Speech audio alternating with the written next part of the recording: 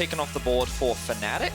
And, oh, we're going to continue to see this Pantheon priority. So I'm happy with Pantheon. Are we 3 for 3 today now? Yeah.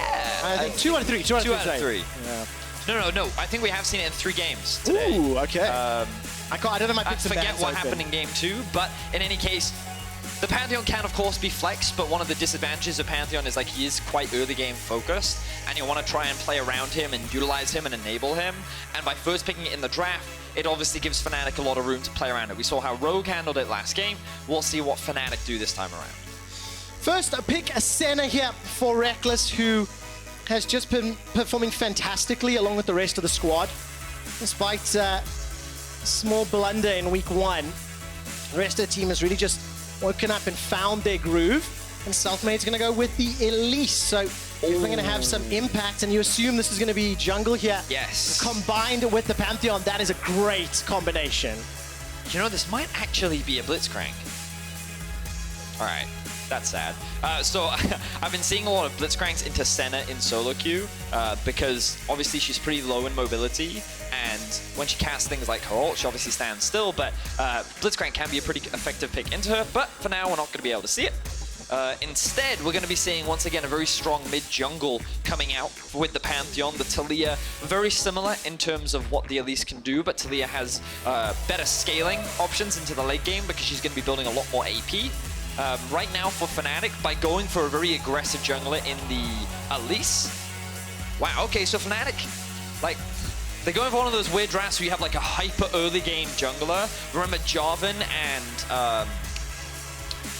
and Lee were both up and available, but instead they prioritized the Elise, very focused on ganking in the early game, trying to get lanes ahead, and then they have an Ornn top lane, and they have a Senna bot lane. So they kind of have 2 scaling picks that don't really fit with the Elise, which to me suggests that Fnatic really just wanted to deny the Elise Pantheon, and perhaps weren't expecting the Taliyah to come out. And what if overall the goal is to go for a little bit more of a scaling teamfight option? And we'll find out in the next 2 picks, right? Yeah. And maybe Elise just shores up that weakness a little in the early game. It could also be that Fnatic have a strong mid laner in mind. They could have some kind of early game focused pick that they want to try and pair up with the Elise so they can try and match in the 2 versus 2. We'll have to wait and see. For now, supports are going to be the priority. They're taken off the board. I wouldn't be surprised if Fnatic actually look to first pick the Braum, forcing SK to be the ones to ban. Now, how nervous do you get if you're a Fnatic bot laner, let's say, and you look at Taliyah, Pantheon, got some globals in there already, the ability to jump in and join whatever fight is going to happen wherever Selfmade decides to play. It is something to consider, the amount of globals there and the ability to just, you know, pick those fights when you want to. Yeah, for sure.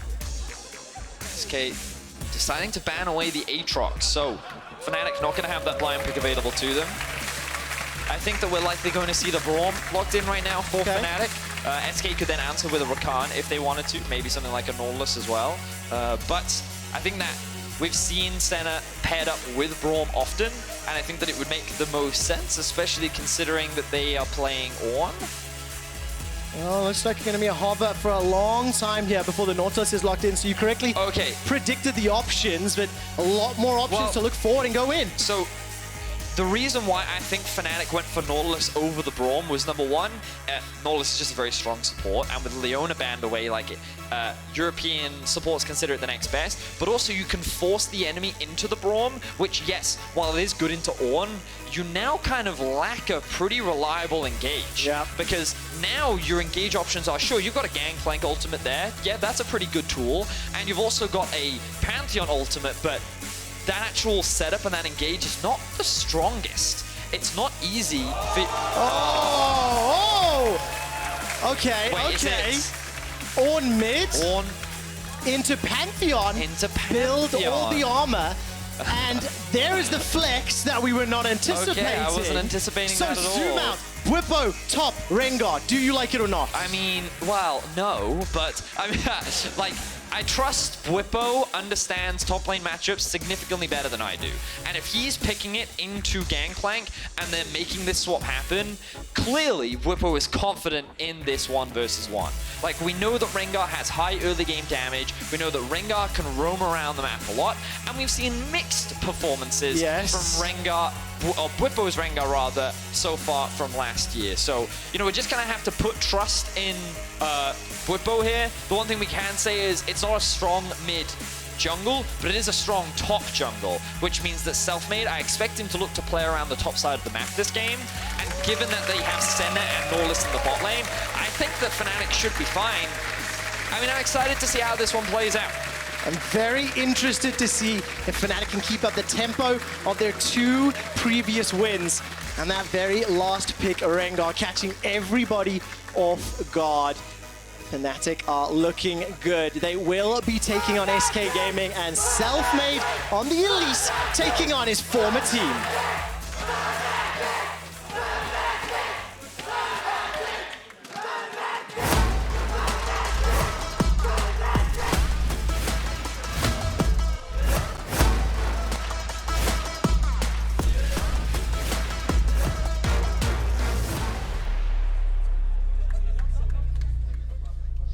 And welcome back to a second last game of the week here. Little quick tidbit for you. Not only was the Rengar and the Ornn shenanigans there to catch us off guard, but Hilly is playing his first LEC Nautilus game. What? Yeah, that's right. No. Stats team just pinged me, and they've let me know. Wait, how many years has Hylissang been playing now? Many, many years. And you're telling me he hasn't played Nautilus once Apparently in all that time? so. Apparently so. That's what the stats team a troll. are feeding me. And we'll get to take a look at what his performance will have this game. But I think I'm much, much, much more excited in the top half of this game. GP Taliyah Pantheon into Rengar, Elise, Ornn. All right, so I kind of want to bring our attention back to the mid lane. We talked a lot about the mid lane last game. And we will be following the junglers a little bit in this game as well. But to start us off, Pantheon loves to get in your face, and he has a huge amount of damage. You can see the passive bar underneath his HP. When that's stacked up, his Q, like, it hurts. It really hurts. But the thing about Ornn is you can just keep stacking armor and you can mitigate so much of that damage, but also because there is a small animation with the jump from Jenax, pro players can actually react with the W from Ornn to mitigate the stun, because that's an unstoppable usage, which means that he can't set up for those same plays. So while Ornn is immobile, and in theory the combo should be pretty easy to land when you have a Taliyah and a Pantheon, I don't think it's going to be that easy when Nemesis, assuming he's able to react in time, which based on Nemesis and recent performance, I believe that he can. On top of the fact that he will have Flash available to him, like, I think this lane suddenly becomes way harder to just camp and play through. So exciting to see a creative pivot here from Fnatic in their 4th game on stage. And also interesting, if anybody watched PGL last night, Bwipo was so animated and so exciting. And he was talking a little bit about the team dynamic and how it's sort of shifted from last year to this year. Talking about how multiple people can play, you know, little carries a little bit more freely or more comfortably. And he talked specifically about Selfmade combining with Nemesis. Now I want to see what Selfmade can do with Bwipo in terms of this duo. And it's what you mentioned in the draft, Vedius. As it stands, Selfmade's clearing his jungle, started bottom, moving top. So we're seeing both junglers kind of match. Trick is going to do a red into blue into Gromp, whereas Selfmade has done a blue into Gromp into red. So they've both taken, you know, very similar paths. What's surprising is that Selfmade is immediately pathing towards the bot side of the map. Taliyah's clear is pretty fast, and she also does pretty well against large camps too. Yeah. Which means that there is the risk that she's done a full bot side clear and could look for a potential bot gank. So Selfmade is in a position where he can cover, and now he spotted Trick. Yeah, look at the mid lane and the bottom lane, though, both of them very extended. Selfmade gets the first ticks of damage onto Trick, and as Nemesis, Rekkles, and Hilly are shoved all the way forward, if anything happens, if any altercation breaks out, it will be able to be the first people to move. Well, look at this. Let's look at the minimap real quickly. Top lane, pressure. Mid lane, pressure. Bot lane, pressure. This is like a jungler's dream. Selfmade can do literally whatever he wants, and he has the freedom to just invade on the enemy jungle, knowing that he's guaranteed to have that same level of safety, because his laners should always be able to move first. Yeah, absolutely the case. Sort of what you, again, were alluding to during the course of the draft. Selfmade now hopping over the wall. Well, he wants to, but there's no Krugs there. There we go, thank you. I literally turned my attention straight to Trick and didn't see. He's going to get spotted, So flash that's in. an engage from Hilly, and he's going to get caught up by the shove, and he's still going to be able to escape. I think the dredge line tagged the wall before the unraveled earth. That's what it looked like to me.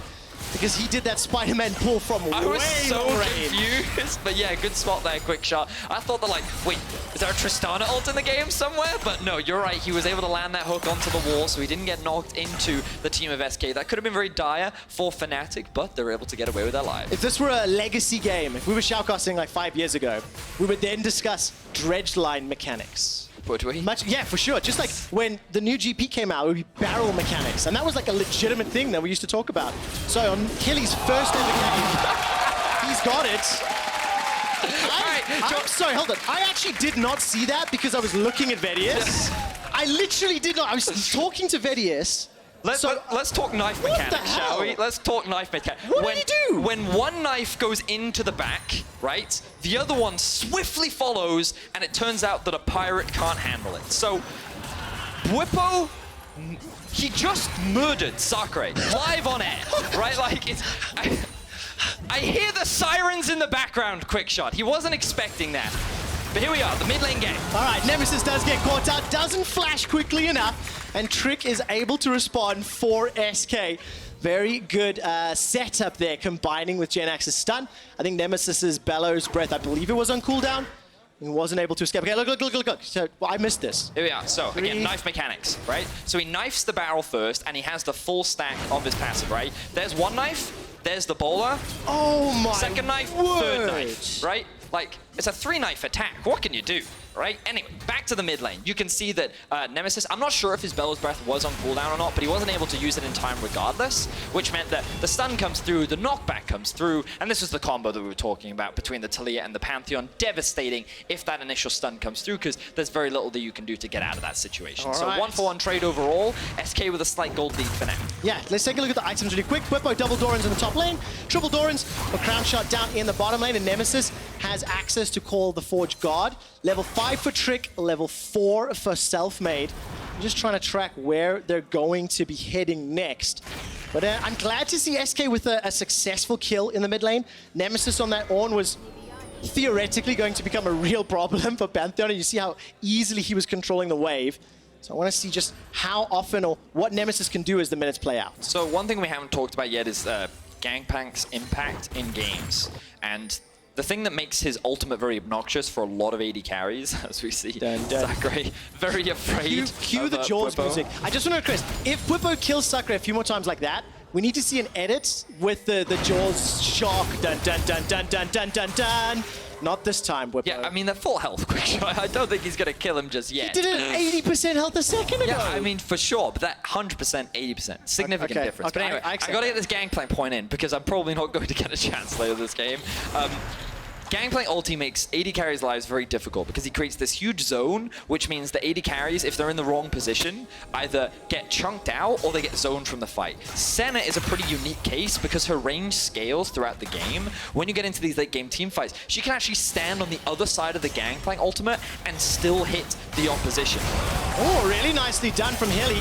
Now they just used the Hex Smash over the wall, but to his death, Trick was waiting in the wings. And Crownshot is able to pick up the kill. Now, Sacre chose not to use his Gangplank ultimate there, which means that they will have... Well, he's actually going to use it for top lane because he has to. But great gank that we're seeing once again from Trick. He makes a successful play in the mid lane. He makes another play happen in the bot lane. And he punishes the fact that Hylissang did not have his flash available. So great stuff that we're seeing from Trick in the early game. Yeah, absolutely. And now with the Gangplank ult down and the fact that Trick showed in the bottom lane, Selfmade and Fnatic are going to move in to secure themselves the dragon, and this is sort of the story of the game coming into it. Looking at the @15 stats, kills plus assists at 15. Selfmade was second best of the junglers to 7th for Trick, but he started off really well. The combination CC with the shove from Taliyah is just working out exceptionally well, and it's giving them some tools to play with as we move forward in the game. Yeah.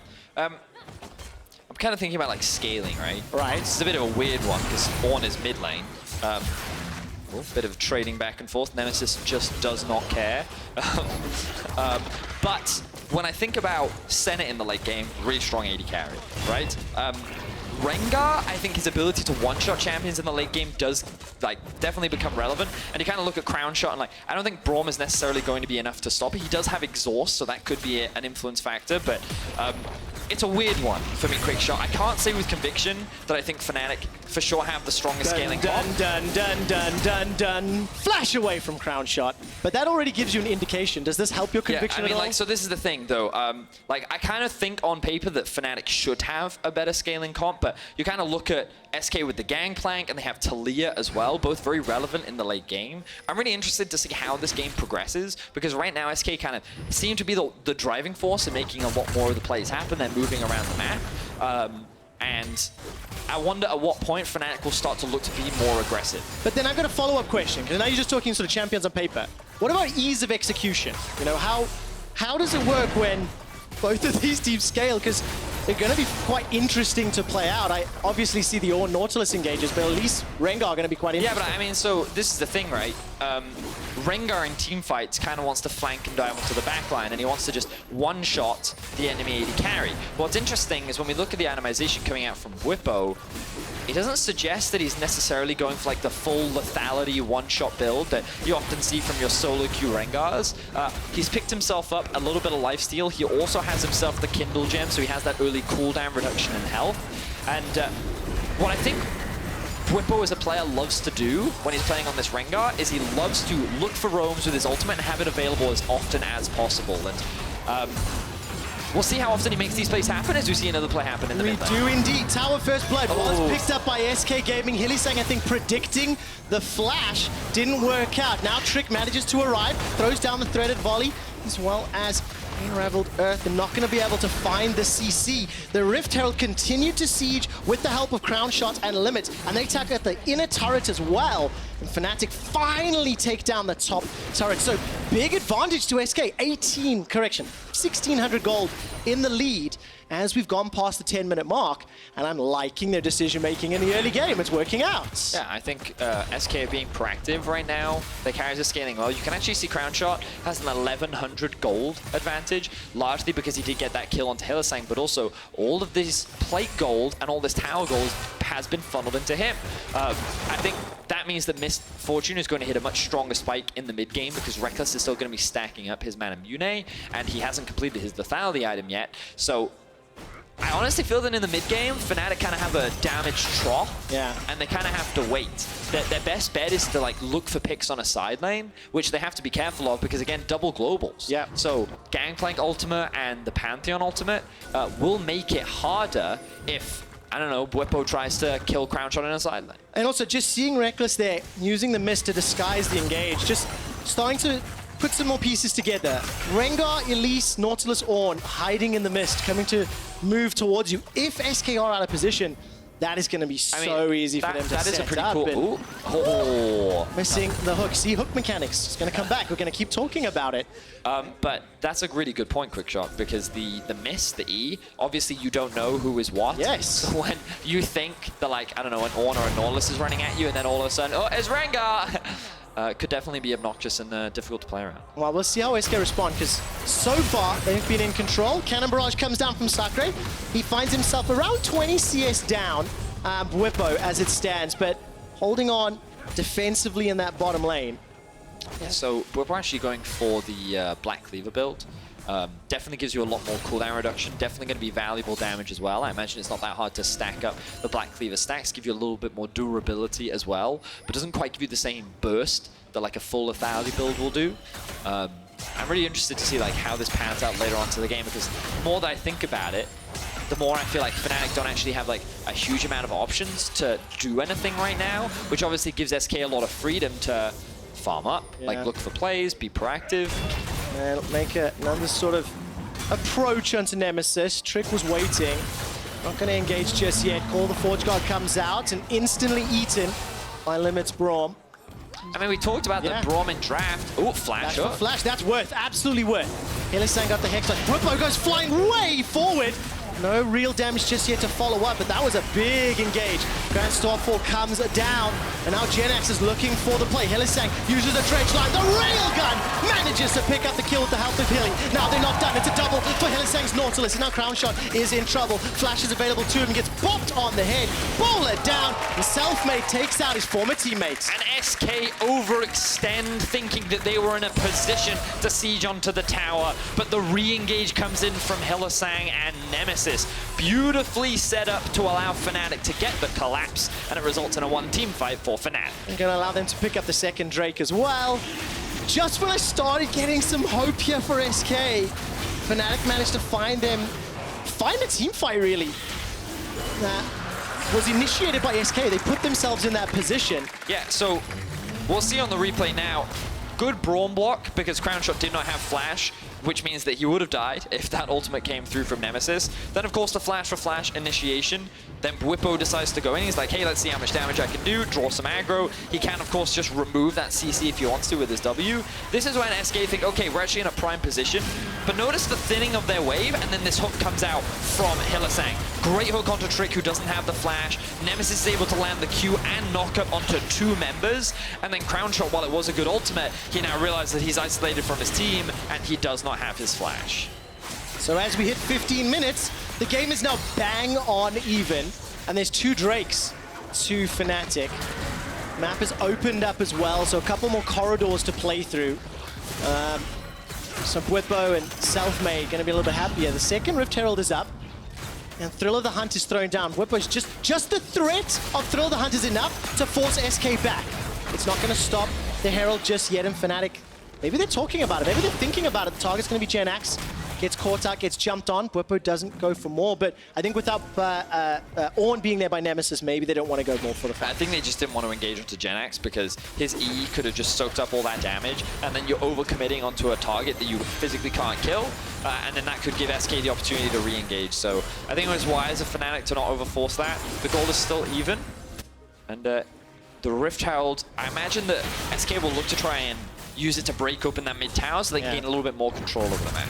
Let's talk a little bit about what this means for the next few minutes. Oh, they're going to use the top. All right, that's fine, solid. Because Fnatic, as I mentioned, they've sort of speed run the last two games that they have played.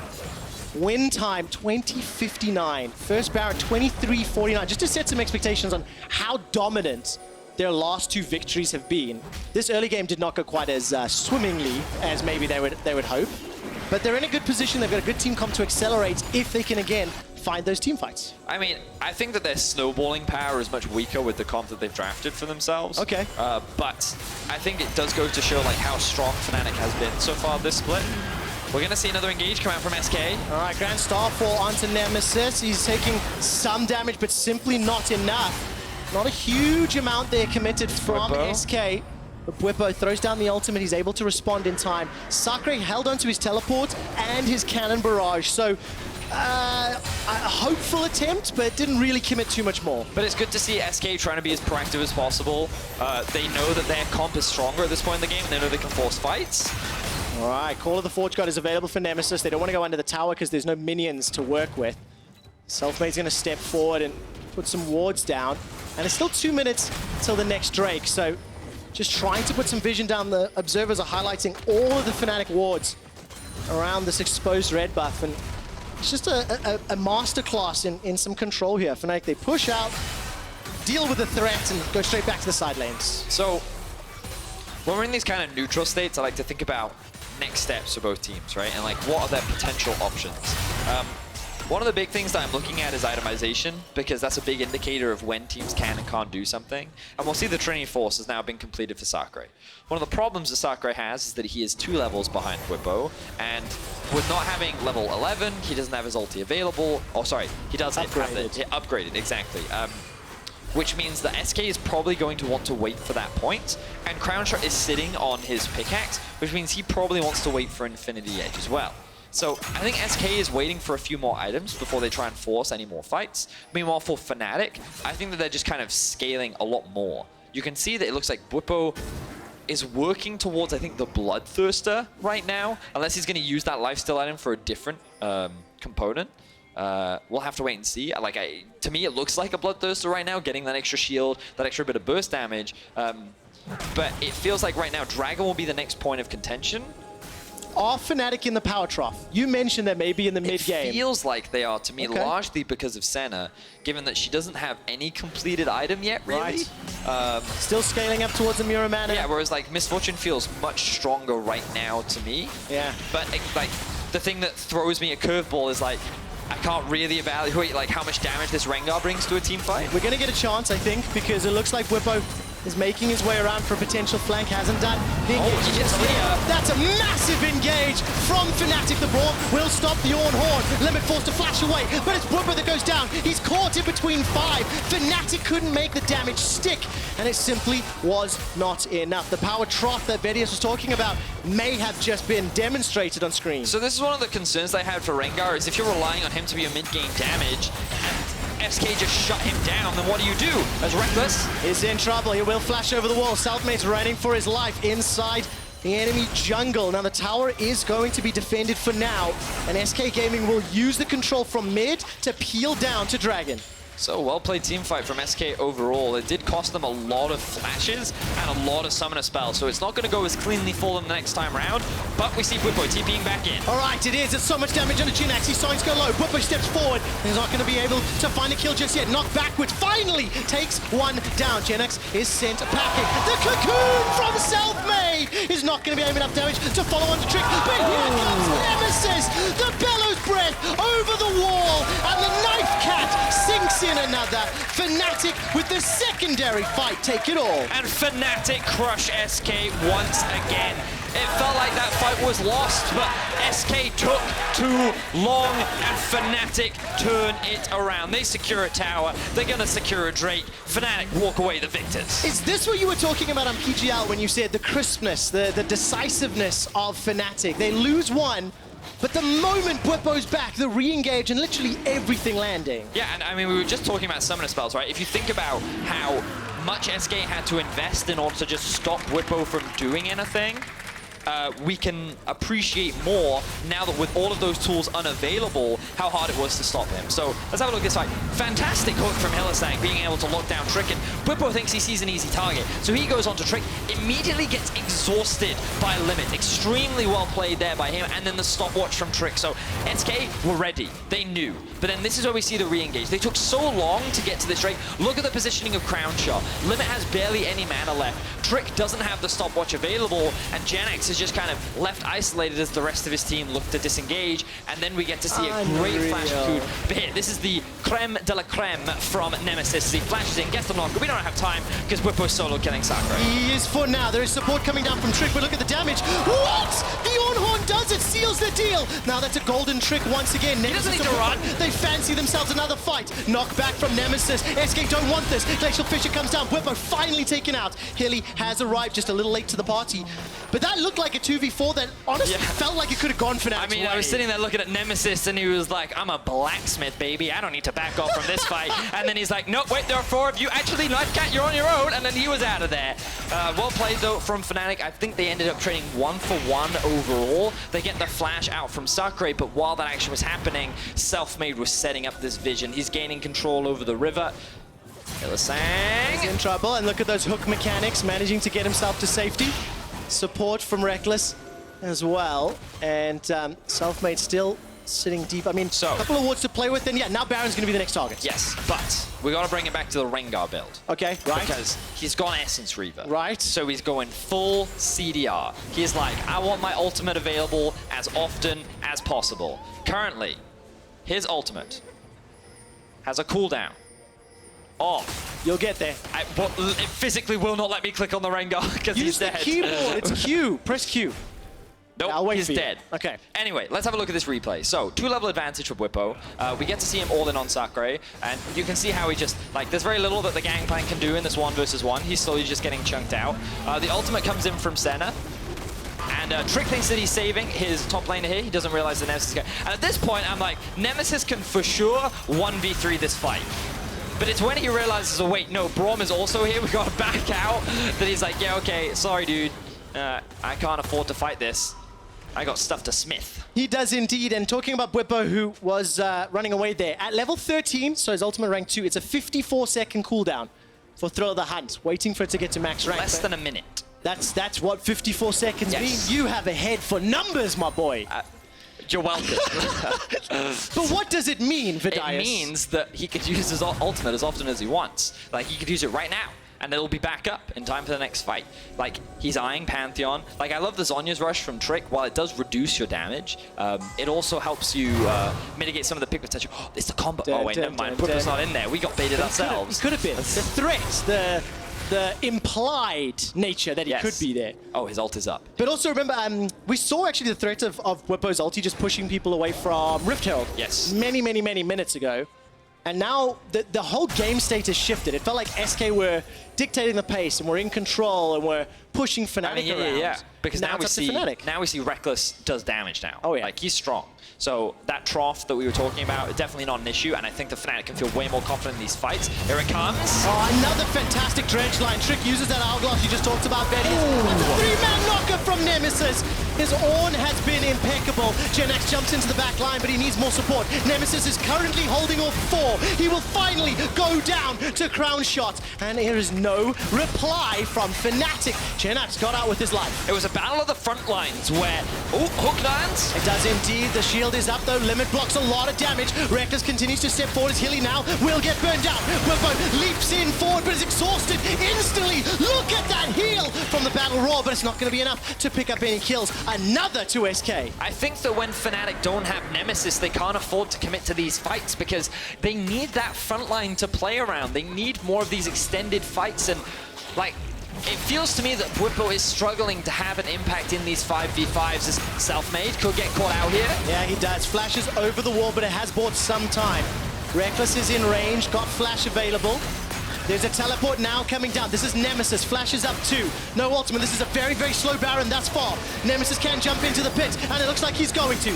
The Rupture has just been thrown in. That's the flash. That's the bellows. The burn through. Rekkles gets a double. He's looking at SK for more. The Baron has been illicit tactic. That's a triple. Quadras on the cards. It's stolen by scumbag Selfmade, but the Baron is gift wrapped for Fnatic. Everything about that play was Nemesis. This guy TPs into the fight, flashes into the pit, and just tanks up everyone from SK to allow Rekkles to do what he's wanted to do in every fight. Just last hit the opposition from a mile away. Beautifully set up from Nemesis. It's gonna be the Baron for Fnatic. It's gonna be the Dragon Soul for Fnatic, and they couldn't ask for more. No, they literally could not. 4-0-8 for Rekkles at the end of this fight, but you have to track Nemesis. Yeah, just watch him in this fight. So he sets up with the Q. Rest of SK appreciate what could happen. Only one person gets knocked up, but he sets it up for limit, going extremely low. And just notice how he's keeping SK tracked in the pit. So Rekkles, he's untouched. No one can get anywhere near him, so he can just clean up this fight from the backline. He wanted to get the Penta. The Quadra gets stolen away from him, but it doesn't matter. It wasn't about Rekkles. It was all about how Nemesis set that one up to allow Fnatic to steal the Baron. I sincerely hope on the team comms they were yelling Penta, Penta, Penta. I mean, it's a safe bet, right? I mean, maybe. Because it's one of my favorite things of Mic Check, and then hearing them yell at each other after the fact. What I really want us to remember in this game, Rengar kind of been useless. I'm just saying, like, he got a solo kill shot. Yeah, he got a solo kill, but outside of that, he's just kind of died. I mean, What pick would you have preferred, hypothetically? Because this was the last pick, right? I mean, I don't know. Any other carry? No, that's not fair. No, it's just like, because it's like, I think we spoke at length about this, right? Like the damage trough that Fnatic found themselves in, and it made these fights difficult, but like what we're seeing now is like, honestly, the skill gap between Fnatic and SK and how like they just seem to be more experienced team fighters. Like they're winning these fights 3v5 pretty much every single time, right? And it just goes to show how well Nemesis is playing. And now they're looking to siege onto the base and end this game. And I think if you zoom out, it's showing you how coordinated Fnatic are, how prepared they are. It's week 2 of the spring split, and they just feel very practiced, you know, very in sync, if you will. Well, look, they're pushing into the base now. 28 minutes is on the clock, 4,000 gold up already. And Bwipo's thrill of the hunt, less than a minute, as Vedius would say.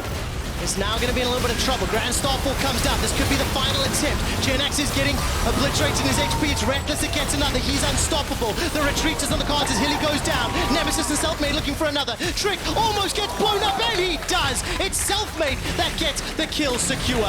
Inhibitor will be focused down, and this was a tense game. Back and forth. SK managing to step up in the early game, but Fnatic punishing in the mid game. Bwipo on the knife cat. Not going to be able to pick up the final kill as it's Rekkles. 6-0 and 10. 7-0-10 to finish out the game. Fnatic will take down SK.